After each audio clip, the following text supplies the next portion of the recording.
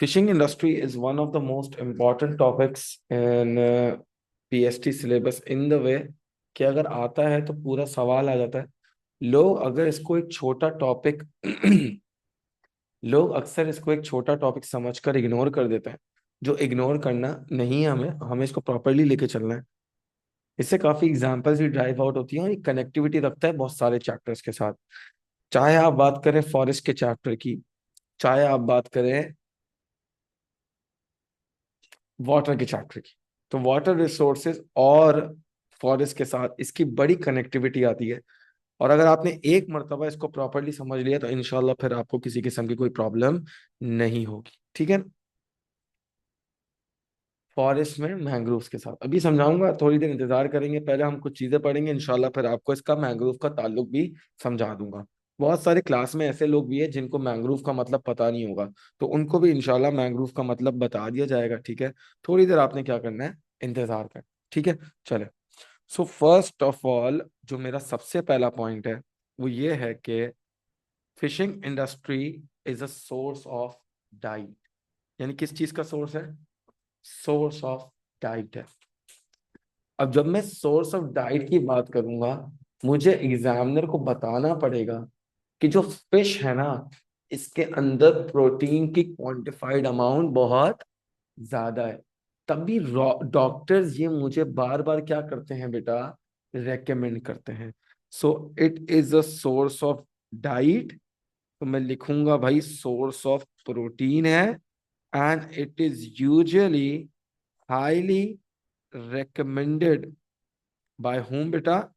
Highly recommended by doctors.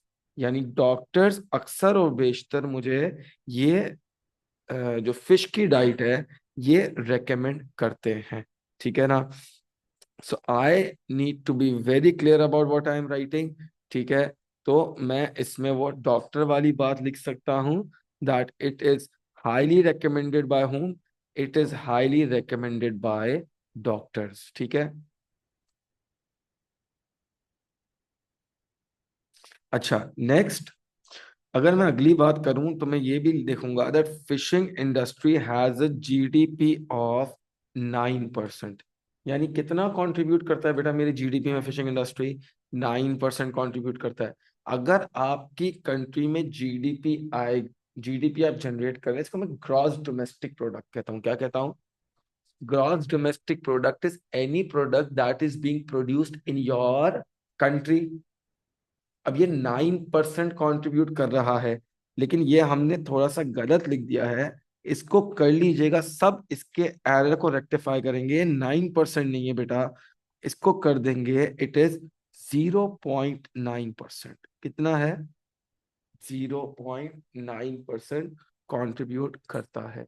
For example अगर country में 1000 fishes आप पकड़ते हैं, 1000 फिश पकड़ते हैं, तो उन 1000 फिश में से 90 90 क्या, सॉरी, 9 फिश क्या 9 चीजें क्या होंगी?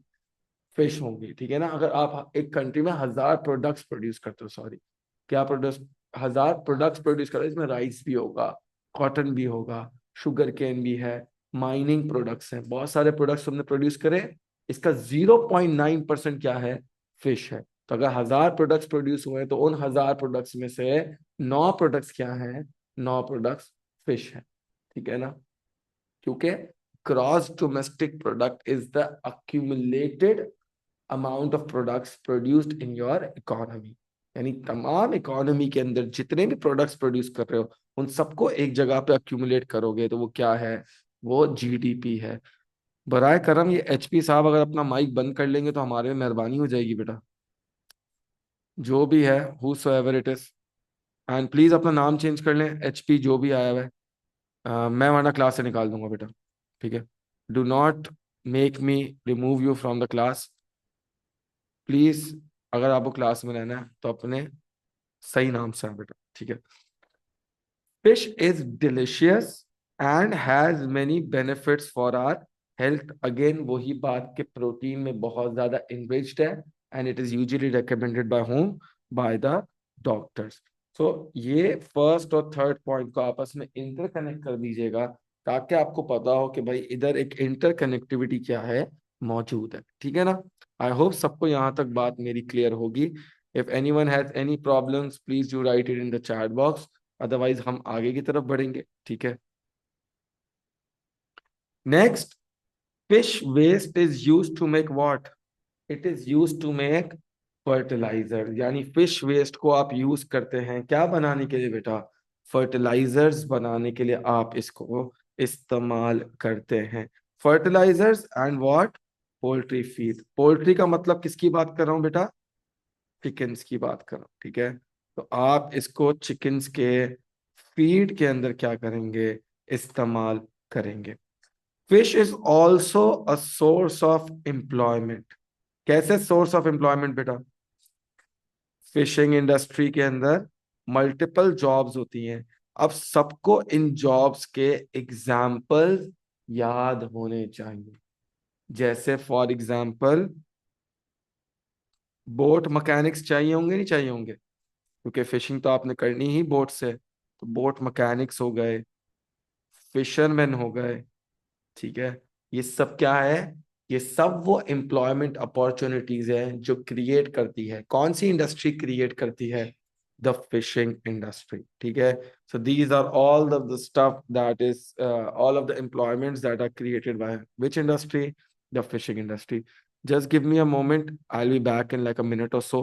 ठीक है, जस्ट मुझे 2 मिनट दीजिएगा, मैं वापसी आ रहा हूँ। ठीक है।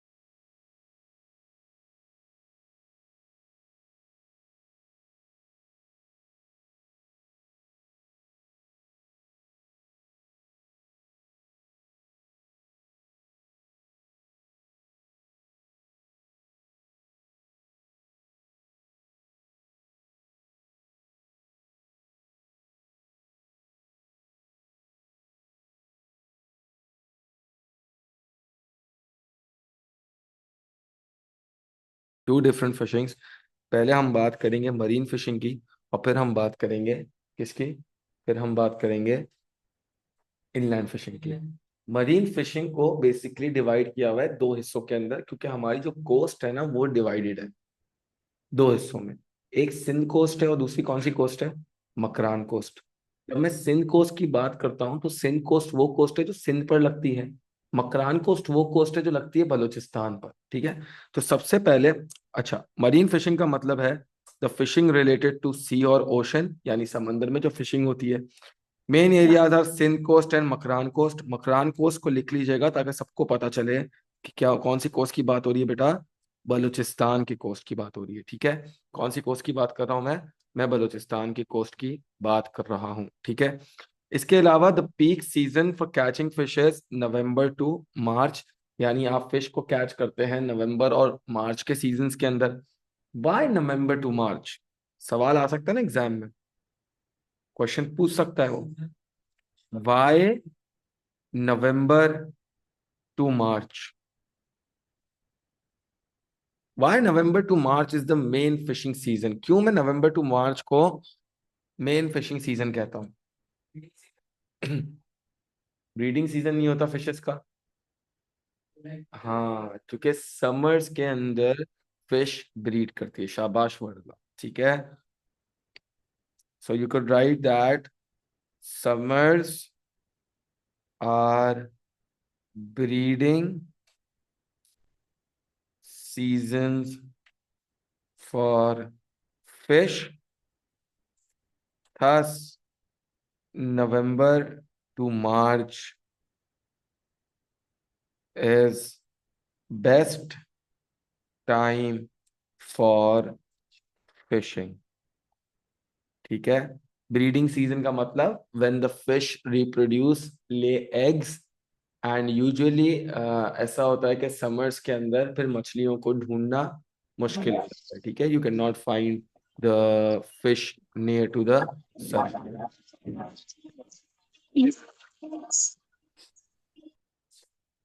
हम्म। ये 2 मार्क का आएगा क्वेश्चन या 1 मार्क का आ सकता है, ठीक है। ये it's just a made up question so that the people may know that कि November to March is the breeding season for fish, ठीक है। यानी ये वो सीजन है जब आप फिश को क्या करते हैं, आप फिश को ब्रीड करते हैं, ठीक है। अच्छा, इसके अलावा अगर मैं अगली बात करूं तो next I will talk about what, marine fishing की बात कर रहा हूं मैं, ठीक है। अच्छा।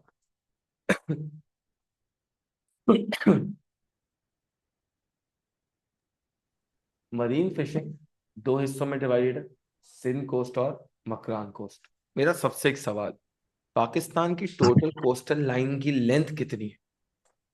आप में से बहुत सारे लोग स्कूल्स में पढ़ते हैं, स्कूल्स में इतनी इंफॉर्मेशन तो आपको मिली भी होगी।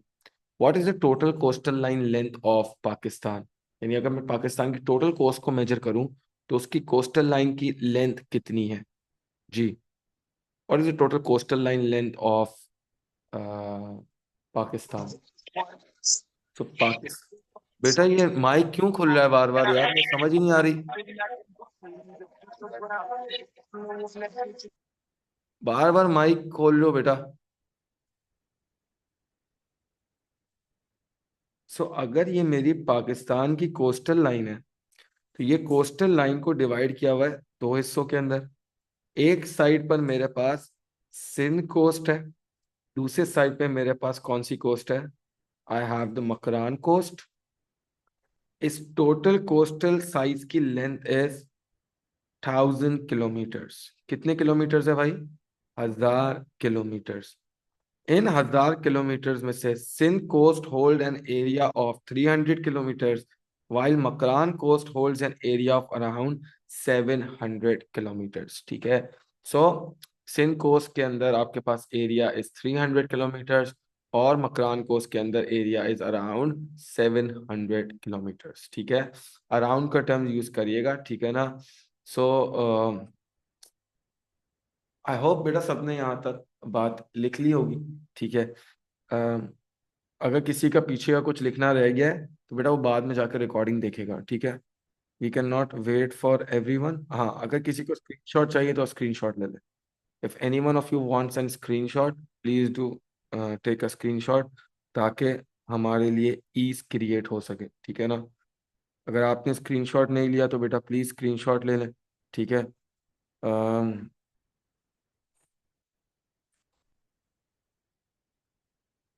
क्या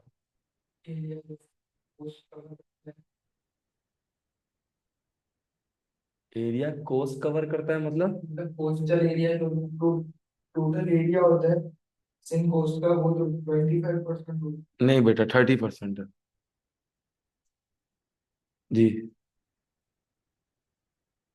हुमाना सिटी में भी लिखा हुआ है। जी, तो बुक खोले ना। चने बेचने के लिए तो किताब नहीं दी हुई आपको। तो बस फिर मेरे नोट्स पे भरोसा रखो, बहस नहीं करो। यहाँ पे ये लिखा है, वहां पे वो लिखा है। नेक्स्ट बेटा, we are gonna talk about the Sindh coast. अब हम बात करेंगे सिन कोस्ट के बारे में, ठीक है।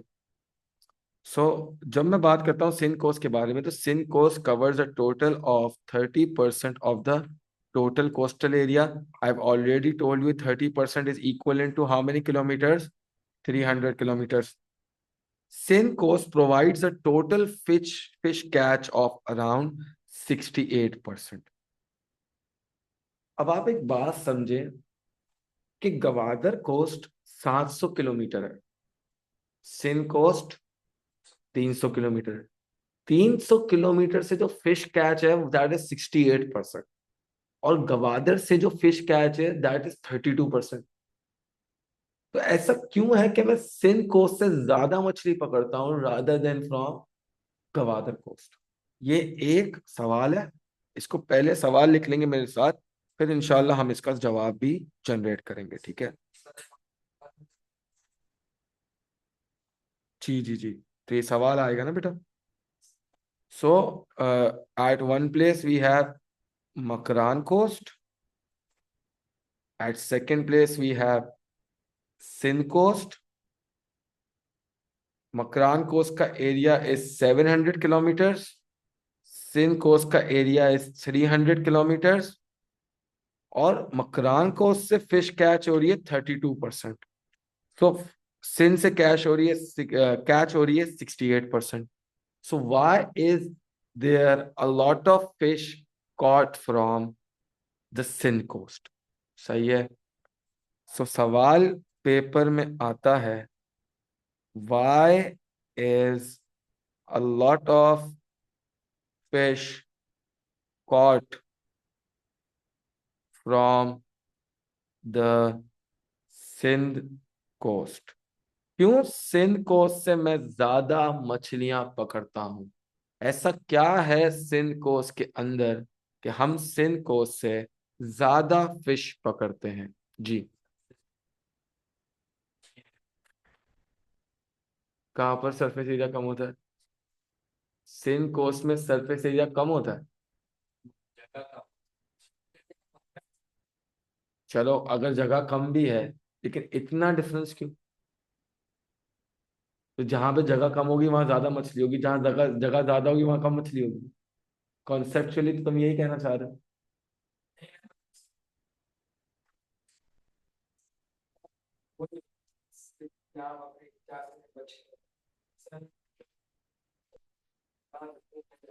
देखो, फिश को आप स्पीयर से नहीं पकड़ रहे, फिश खुद आके ट्रैप में फंसती है।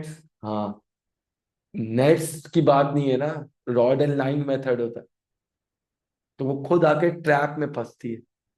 तो ऐसा नहीं कि आप फिश को पकड़ने जाते हैं, आप फिश के लिए जाल बिछाते हैं, और फिश उस जाल में फंसती है। तो fish is coming to you rather than you not going to the fish. So it's not that humans are running behind the fishes so the fish can run. It's the fish coming to you. और अगर लगा तो वो hook पे लग जाएगी। सबसे पहला रीजन है, शाबाश, सबसे पहला रीजन है कि सिंध कोस्ट के अंदर आपके पास, सिंध कोस्ट के अंदर आपके पास अवेलेबिलिटी है किस चीज की? डेल्टास की। अगर आप पाकिस्तान में देखें तो पाकिस्तान में कितने डेल्टा हैं? दो डेल्टा हैं। एक है हब डेल्टा और दूसरा है इंडस डेल्टा। अब डेल्टा का फायदा क्या होता है कि डेल्टा है ना, अपर स्ट्रीम से बहुत सारे मटेरियल्स अपने साथ कैरी करके ला रहा होता है। फॉर एग्जाम्पल, डेल्टा के अंदर न्यूट्रिएंट्स भी हैं, डेल्टा के अंदर मिनरल्स भी हैं, और डेल्टा के अंदर अलूवियम वगैरह सब है। ये सब सोर्स ऑफ डाइट है। किसका सोर्स ऑफ डाइट है? फिश का। तो अगर आपने ये चीजें फिश को दी, तो जाहिर सी बात है फिश लंबे अरसे तक वहां पे ग्रो करेगी, ब्रीड करेगी, और फिश की क्वांटिफाइड अमाउंट उधर क्या होगी, ज्यादा होगी। अब पाकिस्तान के अंदर जो दो डेल्टाज है, चाहे हब डेल्टा हो या इंडस डेल्टा हो, दोनों डेल्टास कहाँ पे प्रेजेंट है, बिल्कुल सिंध पर। इंडस डेल्टा तो है ही सिंध पर, और हब डेल्टा है ना, वो बिल्कुल सिंध के बॉर्डर पर प्रेजेंट है। तो ऑफ कोर्स ज्यादा फिश कहाँ पर मिलेंगी। दूसरी बात, deltas are also the breeding grounds for fish. Why are deltas good breeding ground for fish? Deltas में ऐसा क्या है कि उसको मैं अच्छे breeding grounds कहता हूँ? Why are deltas so good breeding ground for fish? Why? Why is this so? तो न्यूट्रिएंट्स की तो बात कर ली, दे आर वार्म, बिल्कुल ठीक है, लेकिन वार्म क्यों है वहां पे, ऐसा क्या है? चलो वार्मथ का I will accept the point, शाबाश लाइबा, बिकॉज ऑफ मैंग्रोव। मैंने पहले ही बोला, आप में से जिसको आंसर देना हो वो को होस्ट को मैसेज करेगा, होस्ट को मैसेज नहीं करेंगे। I want each and every one of you to message the को host,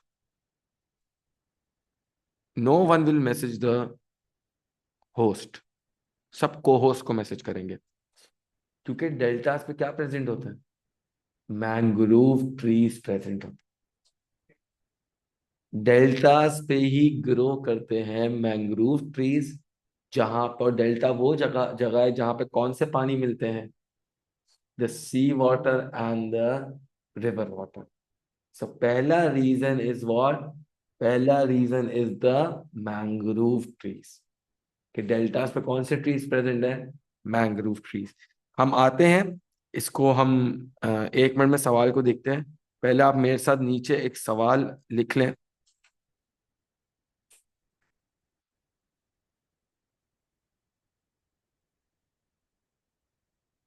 Why are there more fish present near the deltas? यानी डेल्टास के पास क्यों ज्यादा फिश मेरे पास अवेलेबल होती है। तो पहली बात हम ऑलरेडी लिख चुके हैं क्या, कि यहाँ पर बहुत सारे क्या प्रेजेंट होते हैं, न्यूट्रिएंट्स एंड मिनरल्स। क्योंकि डेल्टास पे क्या आता है बेटा, डेल्टास पे आता है डिपॉजिट ऑफ रिवर, और इस डिपॉजिट ऑफ रिवर के अंदर बहुत सारे न्यूट्रिएंट्स एंड मिनरल्स अवेलेबल होते हैं, किसके, फिश के, ठीक है ना। और इसके अलावा डिपॉजिट ऑफ रिवर में न्यूट्रिएंट्स हैं, मिनरल्स हैं, एंड इसके अलावा आप ये चीज मेंशन करते हैं that these nutrients and minerals are food for fish. यानी these are the resource material जिस पे फिश क्या करती हैं, सरवाइव करती हैं, ठीक है। बेटा किसी को भी कोई भी सवाल है वो प्लीज चैट बॉक्स में लिख के पूछेगा, ठीक है ना। बाकी सब चैट बॉक्स में जवाब दे रहे हैं, तो आप भी चैट बॉक्स में ही जवाब देंगे। जो भी क्वेश्चन है चैट बॉक्स में लिख के पूछेंगे बेटा। नेक्स्ट पार्ट, जी अगला पार्ट क्या है। सो अगला पार्ट ऑफ कोर्स, यहाँ पे क्या प्रेजेंट है, मैंग्रोव्स प्रेजेंट है। तो मैंग्रोव से क्या ऐसा फायदा हो रहा है कि फिश ज्यादा प्रेजेंट है, क्यों मैंग्रोव में ऐसा क्या है।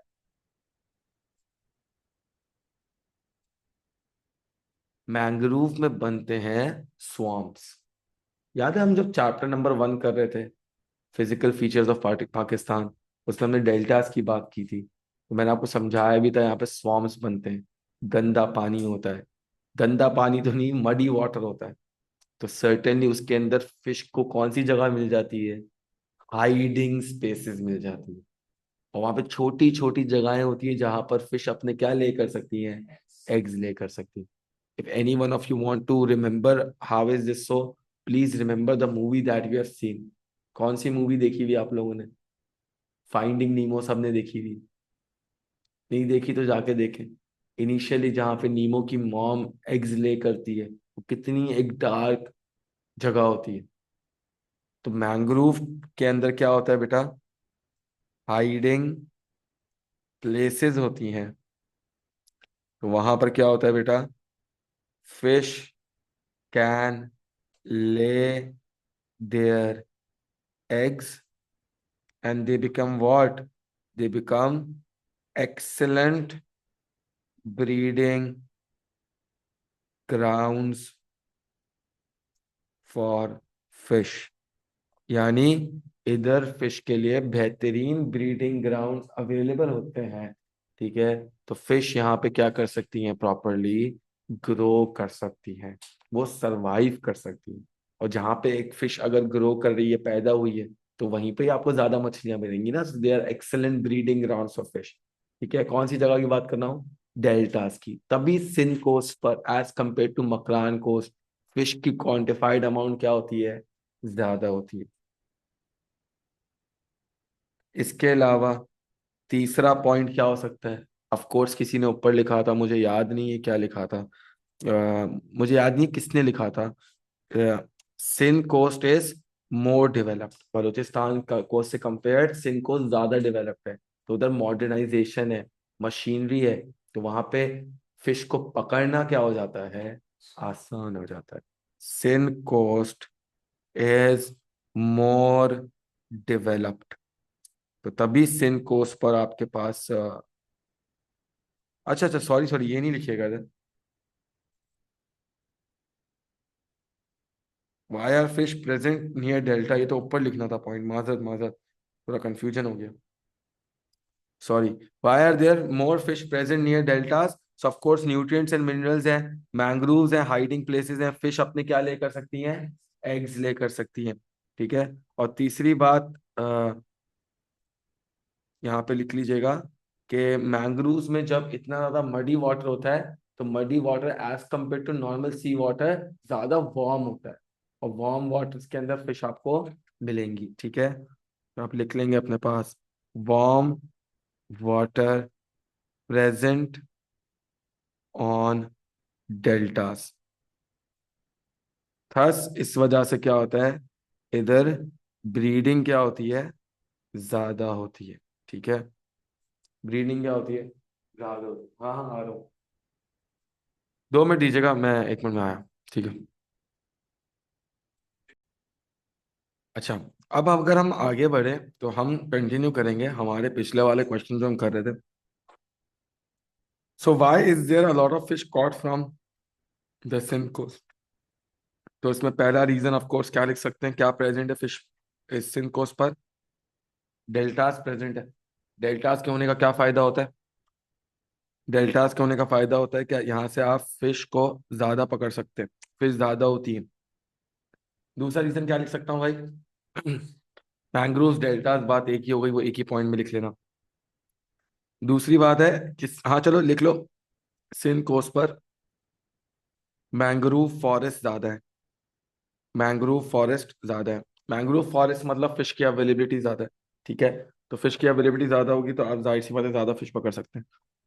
तीसरा पॉइंट आप लिख सकते हैं, वही जो मैंने गलती से नीचे लिखवा दिया था, that Sindh coast is more developed. यानी सिंध कोस्ट ज्यादा क्या है, ज्यादा डेवलप्ड है, as compare to which coast बेटा, as compare to the Makran coast. ठीक है, क्या सकते हैं, यहाँ तक बात क्लियर है, अंडरस्टैंडेबल है। किसी को किसी किस्म की कोई परेशानी, कोई दिक्कत, कोई ऐसी बात समझ नहीं आई तो पूछ लो बेटा, मैं 1 मिनट चैट बॉक्स में जवाब दे दूं। अजीब पता नहीं कितने सवाल पूछ लिए आप लोगों ने। कहाँ पर फिश पकड़ी जाती है, कहाँ पर, कराची में, क्योंकि कराची के अंदर 2 पोर्ट्स हैं। कौन से 2 पोर्ट्स हैं, सो अपने पास प्लीज लिख लीजिएगा, पोर्ट कासिम, एक तो पोर्ट है पोर्ट कासिम, दूसरा पोर्ट कौन सा है बेटा, केमारी पोर्ट। केमारी पोर्ट को हम यूजुअली कराची पोर्ट भी कहते हैं, लेकिन आप इसको केमारी पोर्ट ही लिखिएगा, क्योंकि डिफ्रेंसिएशन आनी चाहिए। Port Qasim is different, Keamari port is different. ठीक है, दोनों पोर्ट्स बहुत ज्यादा क्या हैं, अलग हैं। नेक्स्ट अगर मैं बात करूं तो Sindh coast is a very good breeding ground for fish and shrimps because of the un because of the availability of food. और क्यों यहाँ पे अवेलेबिलिटी ऑफ फूड होती है, क्योंकि यहाँ पे क्या प्रेजेंट है बेटा, डेल्टास प्रेजेंट है। क्या प्रेजेंट है, इधर डेल्टास प्रेजेंट है, तो जाहिर सी बात है फिश को ग्रो करना क्या हो जाता है, और ज्यादा आसान, फिश के लिए ग्रोथ के लिए यहाँ पे sustainability, availability of food, hiding places, hideouts वगैरह प्रेजेंट है। ठीक है, नेक्स्ट हम बात करेंगे the Indus delta drops into सिंकोस which brings in abundance of which food, fish food. Coast has many facilities like storage, reservation and again storage facilities. ये storage एक ही चीज है, ये रिजर्वेशन नहीं है। I want all of you to cut it and write what बेटा, preservation. ठीक है, प्रेजर्वेशन फैसिलिटीज है। देखो फिश को है ना प्रिजर्व करना पड़ता है। Fish is meat and meat बहुत जल्दी खराब हो जाता है, तो आपको उसके लिए कोल्ड स्टोरेज एरियाज चाहिए होते हैं, सॉल्ट चाहिए होता है, ताकि आप फिश को लॉन्गर अरसे तक क्या कर सको, प्रिजर्व करो। क्योंकि अगर आपने फिश को प्रिजर्व नहीं किया तो बहुत जल्दी दैट विल बिकम रॉटन, यानी बासी हो जाएगी मछली, और फिर बासी मछली आपको आप नहीं खा सकते। ठीक है ना, तो इट विल बी अनईटेबल, पूरी खराब हो जाएगी। तो जाहिर सी बात है जितना भी वो फिश का पार्ट है that would certainly be wasted. ठीक है ना बेटा जी, मोस्टली फिश का एक्सपोर्ट भी कराची से होता है, तो हम वो आगे जाके इंशाल्लाह पढ़ेंगे। ठीक है, Sindh coast has an advantage of wider continental shaft. क्या होती है कॉन्टिनेंटल शाफ्ट, कोई मुझे बता सकता है? What is continental shaft? जी, सबने कभी ना कभी जिंदगी में बीच का एरिया देखा है? आप बीच जाते हैं, जैसे आप सी व्यू पे एंटर करते हैं, क्या बहुत ज्यादा डीप पानी होता है या पानी इज गुड इनफ जिसमें आप खड़े रह के अपना टाइम स्पेंड कर सकते हैं? गुड इनफ पानी होता है, डूब तो नहीं जाते ना। लेकिन अगर मैं बहुत ज्यादा डीप वाटर में गया तो क्या होगा, तो हो सकता है मैं डूब जाऊं, है ना। तो ये जितना भी बीच का एरिया होता है ना, इसको कॉन्टिनेंटल शाफ्ट कहते हैं। और सिंध के अंदर ये कॉन्टिनेंटल शाफ्ट बहुत ज्यादा है। बलूचिस्तान के अंदर बहुत छोटे छोटे बीचेस हैं, तो कॉन्टिनेंटल शाफ्ट इतनी ज्यादा वाइड नहीं है। अब कॉन्टिनेंटल शाफ्ट से फिश का क्या ताल्लुक? क्योंकि इनिशियल स्टेजेस में जो छोटी फिश होती है ना, वो ज्यादा गहरे पानी में सरवाइव नहीं कर पाती। अगर आपको उनको सरवाइव करवाना है तो आपको उनको लेस डीप वाटर में छोड़ना पड़ेगा। एंड वो लेस डीप वाटर कहाँ अवेलेबल है ज्यादा? सिंध कोस्ट के अंदर। तभी ज्यादातर फिश जो है आपकी, वो कहाँ पर पाई जाती है? वो सिंध कोस्ट में पाई जाती है, क्योंकि सिंध कोस्ट का जो कॉन्टिनेंटल शेल्फ है वो बहुत ज्यादा बड़ा है, वाइड है। तभी वहां पे फिश ज्यादा क्या कर सकती हैं, सरवाइव कर सकती। So which area is continental shelf area? The continental shelf area is the beach area that you have, that is not very deep. और आगे अगर वो ना, आपने अक्सर देखा होगा कि दूर से तुम लोगों को ना, दूर से अक्सर नहीं, जितना डीप वाटर होगा हाइडिंग प्लेस तो उतनी बड़ी होगी, लेकिन छोटी फिश फिर सरवाइव नहीं कर पाएगी। तो अगर आपको छोटी फिश को सरवाइव करवाना है ना, तो आपको उनको लेस डीप वाटर में रखना पड़ेगा। यानी जो कॉन्टिनेंटल शिफ्ट शेल्फ है ना, वो बहुत ज्यादा वाइड नहीं होना चाहिए, और बहुत ज्यादा वाइड होना चाहिए। जितना वाइड होगा उतनी छोटी फिश, यंगर फिश वहां पे सरवाइव कर पाएंगी। ठीक है ना।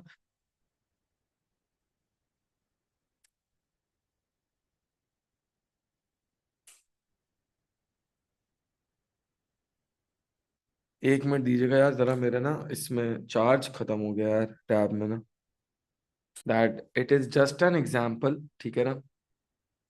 थोड़ी सी ड्राइंग को मेरी बियर कर लीजिएगा, वरना फिर जब हम इंडिविजुअली इंशाल्लाह अपनी क्लासेस वगैरह में मिलेंगे, तो मैं इंशाल्लाह कोशिश करके आप लोगों को वो डायग्राम भी दिखा दूंगा। तो फॉर इंस्टेंस ये मेरा बीच एरिया है। ठीक है, कौन सा एरिया है? बीच एरिया। अब ये जो मेरा बीच एरिया है, ठीक है ना, इसके ऊपर जाहिर सी बात है समंदर का पानी आता है। फॉर एग्जाम्पल सी व्यू का पानी आएगा, है ना। लेकिन एक टाइम पे जाकर, एक मोमेंट पे जाकर, ये बीच एरिया अचानक से क्या होता है, खत्म हो जाता है और ड्रॉप डाउन कर जाता है। समझ लो बात को।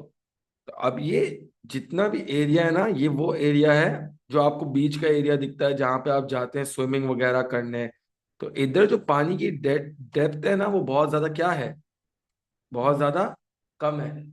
लेकिन जैसे ही मैं उस रोप से आगे जाता हूं, तो डेप्थ क्या हो जाती है, ज्यादा हो जाती है। तो ये वो कॉन्टिनेंटल शेल्फ है which is best place for what, which is best place for the survival of fish. So it is the best place for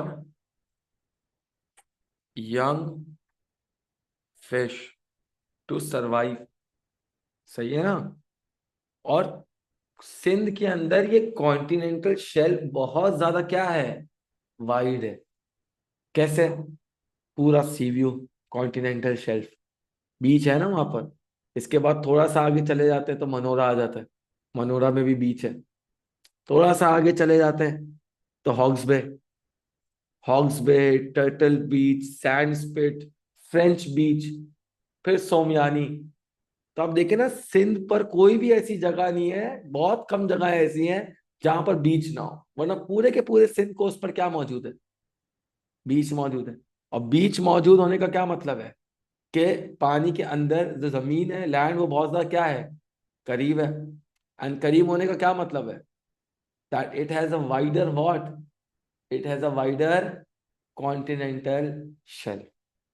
और जितना वाइड कॉन्टिनेंटल शेल्फ होगा, उतना ही ज्यादा यंग फिश के लिए वहां पर ब्रीड करना, ब्रीड तो नहीं करना खैर, सरवाइव करना, ग्रो अप करना क्या हो जाएगा, आसान हो जाएगा। It is the same example as an example of a bird and its nest. छोटी बर्ड होती है, वो अपने इनिशियल स्टेजेस या तो नेस्ट में या तो ट्रीज में ही गुजारती है। अगर उसको सर्वाइवल के लिए वो नेस्ट नहीं मिला, तो हो सकता है दूसरी बर्ड्स आकर उस पर क्या करें, फीड करें, अटैक करके मतलब मार दें उसको। हर हर जैसे आप जब बेबी होते हो, तो आपको भी डायरेक्टली बिस्तर पे तो नहीं डाल देता ना। आपके लिए क्या रखा जाता है, झूला, एक एक वो क्या आता है बेबी का, कॉट आता है ना, आपको उसमें रखा जाता है। जब आप ग्रो अप करते हैं, आपकी बोन स्ट्रांग होती है, फिर वो बोलते हैं ना जमीन पे सो जाओ, है ना। पहले दिन तो नहीं बोलते ना चलो उसको जमीन पे फेंको। कॉटेज, अबे नहीं नहीं, कॉटेज नहीं, कॉट होता है यार, कॉटेज तो फिर अलग हो गया।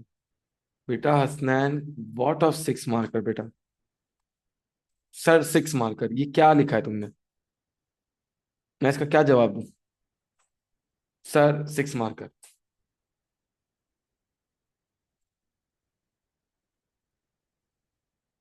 Hasnain no six marker.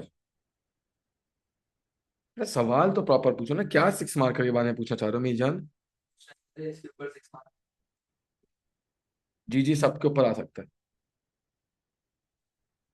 Sindh coast has a wide shallow sea pure, ठीक है ना। शैलो का मतलब क्या होता है, क्या होता है शैलो का मतलब, डीप या less deep. What does shallow means. Sir आपने बोला था सिक्स मार्कर करवाऊंगा, बेटा टाइम नहीं है ना बेटा, मैं पहले पढ़ा लूं। शैलो का मतलब होता है कम डीप होना। अब जब बीच है तो डेप्थ क्या हो जाएगी, कम हो जाएगी ना। तो यानी ये दोनों पॉइंट आपस में क्या है, कनेक्टेड है।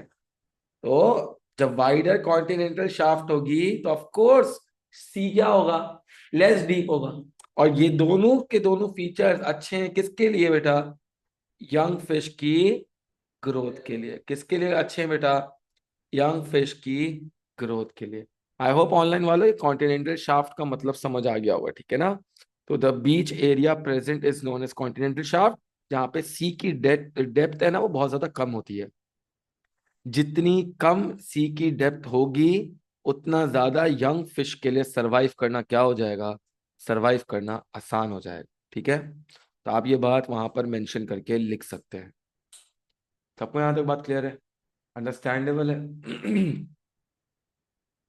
किसी को कोई परेशानी तो नहीं है, कोई प्रॉब्लम, कोई ऐसी बात समझ नहीं आई तो पूछ लो, पक्का 100% श्योर हो? जी दहाइया बेटा, क्या प्रॉब्लम है आपको? What is your problem?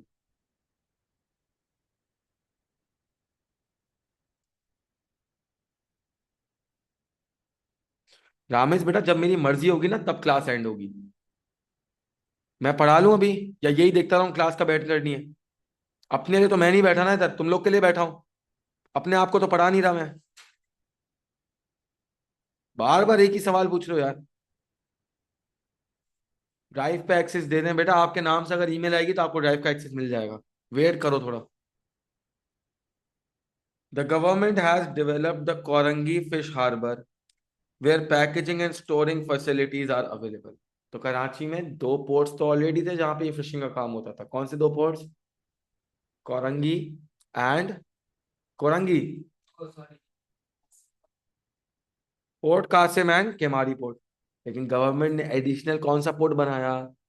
अब देखो, ये कोरंगी पोर्ट की मिसाल है ना, ये बहुत इंपॉर्टेंट है पेपर के लिए। ये 6 मार्कर की क्या बनेगी, एग्जाम्पल बनेगी। और जो 6 मार्कर लिखने बैठेंगे ना एग्जाम में, तो आपको वो बोलेगा कि क्या मुझे सिंध कोस्ट को डेवलप करना चाहिए या मकरान कोस्ट को। तो अगर आपने उधर लिखा कि मुझे सिंध कोस्ट को डेवलप करना चाहिए, तो आप वहां पे एग्जाम्पल देंगे कोरंगी फिश हार्बर की। मैंग्रोव्स हो या ना हो वो मसला नहीं है। फिश हार्बर का मतलब एक ऐसी जगह जहां से फिशरमैन को बोट्स निकाल के फिशिंग करने में आसानी हो। तो आपने फिशरमैन के सपोर्ट के लिए एक फिश हार्बर बनाया है, वो पोर्ट नहीं है। वहां पे शिप आके पार्क नहीं होती, वहां छोटी छोटी बोट्स आती हैं। क्या लेके आती है? मछलियां लेके। तो इसका फायदा क्या होगा कोरंगी फिश को हार्बर को बनाने का? लोकल्स के लिए फूड की अवेलेबिलिटी इंक्रीज हो जाएगी, फिशरमैन ज्यादा फिश पकड़ेंगे, प्रॉफिट्स इंक्रीज, इनकम इंक्रीज। जब फिशरमैन की इनकम इंक्रीज तो पुअर्टी लेवल्स क्या हो जाएंगे? जब पुअर्टी लेवल्स इंक्रीज हो जाएंगे तो स्टैंडर्ड ऑफ लिविंग कंट्री में क्या हो जाएगा? इतनी कनेक्टिविटी सबको करने आनी चाहिए। गरीब नहीं हो गए ना बेटा, पुअर्टी का मतलब क्या होता है? ज्यादा पैसे कमाई। हाँ, तो पुअर्टी लेवल कम ही तो बोला है हमने। क्या तुम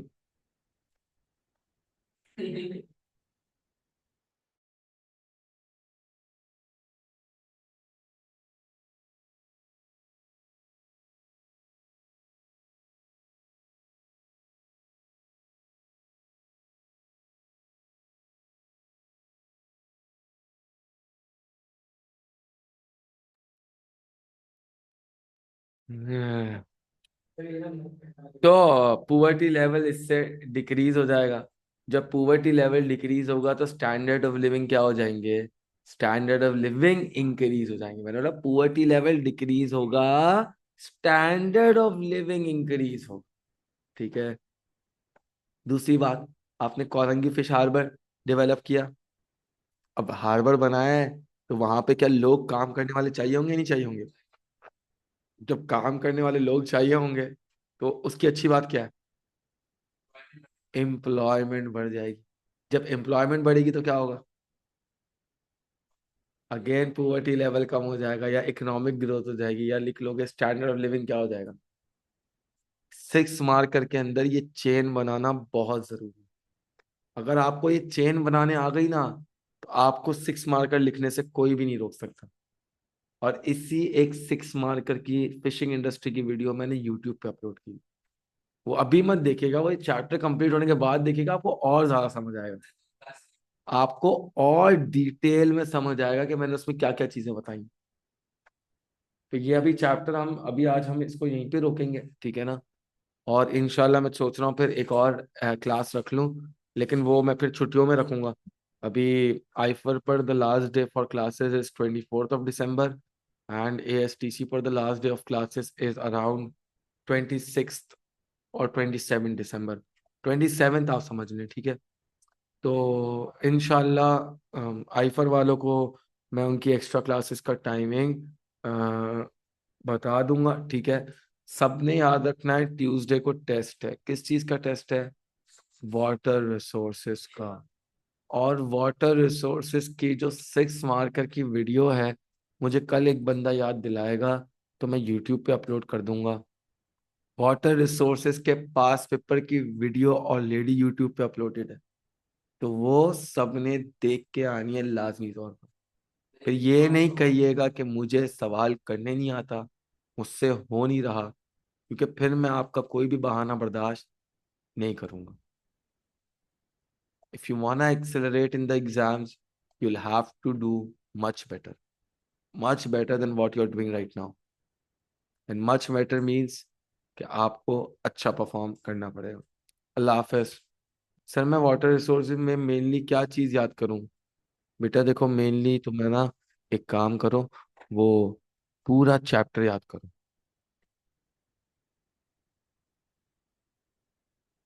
हिस्ट्री पास पर बुकलेट इज ऑलरेडी अवेलेबल बेटा, सबको बांट भी दिए, क्या हो गया?